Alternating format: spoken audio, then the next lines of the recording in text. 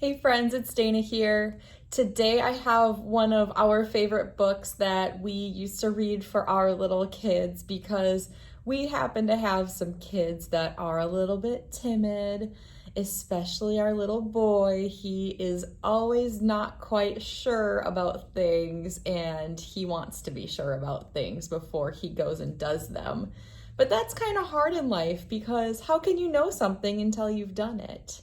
And in this book, Little Doe is also a little bit timid, and Little Doe is ensured by their mom that it is okay to be afraid and that bravery isn't about not being afraid. It is about doing something despite being afraid.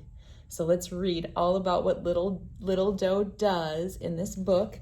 It is by Angela McAllister and Tina MacNaughton, and I will warn you ahead of time, our binding, we've read this so many times, the binding is a little bit wonky. So if I have a hard time holding on to this much cherished book, you'll know why.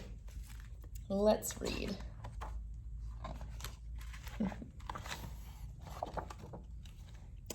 Little Doe was timid and shy.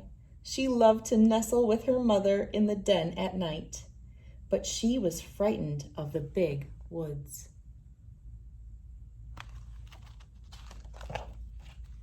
Every morning, all the fawns followed their mothers through the woods to the meadows. Little Doe was afraid of the rustling leaves and the creatures of the forest. She was afraid to leap the ditch or cross the stream.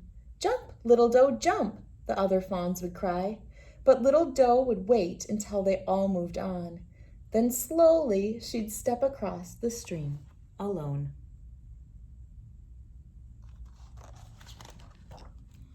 When she reached the meadow, Little Doe stayed close to her mother and watched the others play. If only she was brave enough to join in. The other fawns loved to chase and hide, but there was one meadow they would never stray to. It was the home of the giant shadow bird. No one had ever really seen the giant shadow bird. They had only seen its huge shadow. Sometimes he stretched out his long horns, sometimes he crouched small. All the fawns were afraid of him. Little Doe wouldn't even dare peep through the trees. Day by day, the other fawns grew bold. "Who will be the first to taste the grass in the giant shadow bird's meadow?" they said. "I will," boasted one. "Not before me," cried his brother. Nobody asked Little Doe. "I wish I was brave, Mama," Little Doe whispered that night. "But you are," said her mother sleepily. "Who, me?" "Yes," her mother smiled. "I know you are still frightened of the woods, but you follow us every day, even though you are afraid. And that is very brave indeed." She licked Little Doe's ears. "You can do whatever you want to do." Little Doe lay awake watching the stars. Could she really do whatever she wished?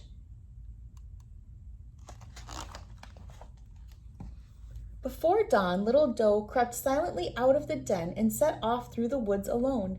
Owls hooted, night creatures scuttered through the leaves. The stream was icy cold. Little Doe trembled. She sniffed, she listened, but she went on bravely. When she reached the meadow of the great shadow bird, she peered between the trees. The moon shone down, but nothing stirred. Little Doe took a step inside. She sniffed, she listened. The meadow was empty. "Oh," she sighed, "he's gone." Sleepy and disappointed, she lay down alone and fell fast asleep. Little Doe woke up feeling very hungry, and she began to eat. The grass was so good she hardly noticed the sunrise. Suddenly she heard frightened cries from the edge of the meadow. Everyone had been searching for her.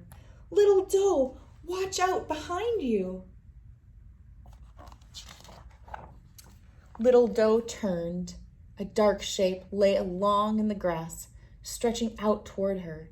Run, the fawns cried. Run, Little Doe, run.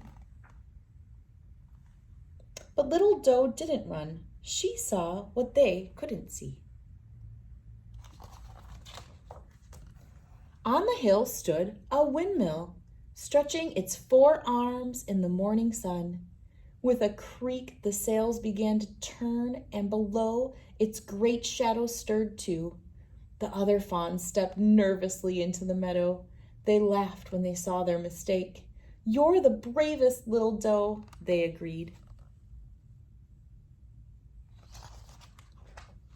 Little Doe's mother led them all into the sun. Run and play now, she said proudly, and brave Little Doe sniffed the new morning, smiled happily, and joined in the game. The end. All right, friends, I hope you all find some bravery in yourself to be like Little Doe here, and I hope you had fun reading with me. Thank you so much. Bye.